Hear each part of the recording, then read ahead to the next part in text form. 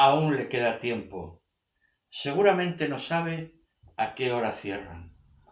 En su apresuramiento, al girar una esquina debería taparme el poder verlo. ¿Cómo es que lo vi? No me importó, seguí observando. Al girar la esquina, chocó accidentalmente con una persona y se le cayó algo. Sin ser culpa suya, pues conservaba la derecha al caminar, el hombre pidió disculpas y se dispuso a recoger del suelo lo que parecía una bolsa. La persona con la que había chocado no se molestó en ayudarlo. En el instante del choque, y mientras se agachaba, dijo: «Disculpe, lo siento, se me ha caído». Pensé: «Estás equivocado, no ha sido culpa tuya». Siguió andando este hombre. ¿Cómo es que tardaba tanto en llegar si, desde el principio, tan solo le faltaban unos metros para llegar a la catedral? Tampoco me extrañó aquello y seguí observando. De pronto, un señor bastante mayor, montando a una velocidad temeraria una motocicleta, casi lo arrolla al pasar e hizo que se le volviera a caer lo que portaba con tanto cuidado. El motorista no se paró a ayudarlo. Él, mirando con timidez al que se iba a toda velocidad, dijo: «Vaya, se me ha vuelto a caer». Aquello ya me disgusté un poco más, y comencé a sublevarme, en parte porque era mi carácter y en parte por la tensión del divorcio que estaba viviendo actualmente. «Pero, ¿a qué juega?», fue lo que me dije. Seguí mirando, y me pareció ver que según subía las escaleras de la catedral, lo que llevaba cobraba un color más bonito. En un arrebato, y sin saber por qué, en el sueño, me vestí y salí a la calle. Lo esperaría hasta que saliera de la catedral. Nada más pisar yo la plaza del Obradoiro, salía él de la catedral. Una pareja joven subía corriendo las escaleras y, como no podía ser de otra forma, también casi lo tiran al suelo. Y como no podía ser de otra forma, lo sabía, le tiraron lo que llevaba en las manos. La pareja siguió su camino y aquel hombre, mientras lo recogía del suelo, me vio, me miró y dijo: «Qué torpe soy, se me ha vuelto a caer». Me quedé perpleja. ¿Es que era tonto o qué? Permanecí quieta mientras pasaba por mi lado y se dirigía a aquel camino tan bonito que había visto yo en un principio. En un momento habíamos cambiado de sitio y, mirando de nuevo, volví a intuir, más que a ver, aquel precioso paisaje a un lado de la ciudad. No me extrañó porque, entre otras cosas, estaba indignada contra aquel hombre que se dirigía, algo cansadamente, hacia allí. Estaba indignada por su comportamiento, porque no hubiera protestado, porque estaba indignada. Le recriminé: «Pero no seas payaso, ¿es que no ves que te lo están tirando?». Detuvo su andar lento y se volvió. Intenté mirar su rostro, pero no lo identifiqué. Era un hombre normal y corriente. Intentando esbozar una sonrisa, me dijo: «No me lo tiran, se me cae». Me acerqué a él en 2 pasos y lo zarandeé, zarandeando también lo que llevaba, una especie de bolsa al hombro. Al hacerlo, quise zarandear al hombre, pero no tirar nada. No obstante, esta bolsa volvió a caerse al suelo. Me llevé las manos a la cara arrepentida y queriendo con este gesto, de alguna manera, hacerles saber mi pesar. Él, de nuevo, se agachó y mientras de nuevo la recogía, mirándome me dijo suavemente: «Se me ha caído». Mi pesar era grande, pero aquello me enfureció. Nunca me ha gustado la gente pusilánime. Le di un manotazo a su bolsa y volví a tirársela mientras le decía: «Mira lo que hago con esto, lo tiro». Quería hacerle reaccionar. De pronto, aquel hombre se encontraba lejos de mí, andando por el camino, y al recibir un nuevo manotazo, de nuevo, cansadamente, se agachaba a recoger lo que yo le había tirado, y a agacharse y a volverse y volver a recoger, y de nuevo se agachaba y volvía a recoger lo que se caía porque yo se lo tiraba, casi como si mi gesto y el suyo se repitieran constantemente. Cada vez le costaba más trabajo agacharse y recoger su bolsa. Estaba teniendo la dolorosa experiencia de ver a un anciano. De pronto se había convertido en un anciano.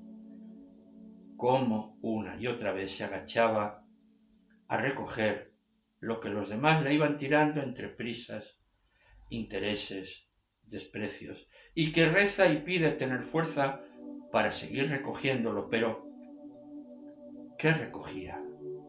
¿Qué había dentro de la bolsa? En aquello oí una voz a mis espaldas.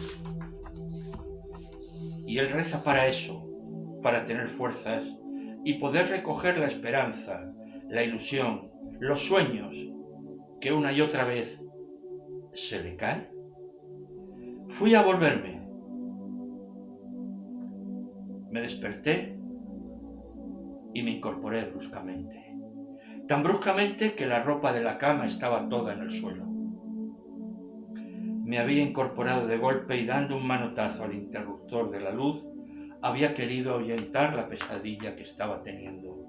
Respiraba agitadamente y me di cuenta de la enorme congoja que me atenazaba la garganta. Me hacía daño, mucho daño, demasiado daño. Necesitaba desahogarme. No sé si aquello fue llorar. Me calmé un poco. Me levanté y encendí un cigarrillo, fumando deprisa. Empecé a pasear por la habitación nerviosamente. El sueño que había tenido había sido tan nítido, tan real. Pensé en lo que había leído sobre la importancia de los sueños que se tienen en torno a las 2 o 3 horas de dormirse, y miré el reloj. Habían pasado casi 3 horas desde que me acosté temprano. Había conducido durante bastantes horas y estaba cansada. Mis padres y yo habíamos quedado en ir a la catedral al día siguiente por la mañana. Me acerqué a la ventana de mi habitación en el parador. A la catedral desde allí se la contemplaba bien, iluminada, bonita. Sin querer saber muy bien por qué, escudriñé toda la plaza e intenté ver a través de las esquinas de los edificios, como intentando buscar a aquel hombre. Sacudí la cabeza. ¡Qué tontería!, me dije. Volví a acostarme. Antes de dormirme, recordé de nuevo lo que había leído sobre los sueños y la importancia que tengamos en esas 2 o 3 horas aproximadamente de habernos acostado, y de que si nos despertamos en ese momento, pensemos en ese sueño, pues casi con toda seguridad suele tener un mensaje para nosotros. Al día siguiente, estábamos oyendo misa cuando un hombre pasó por mi lado.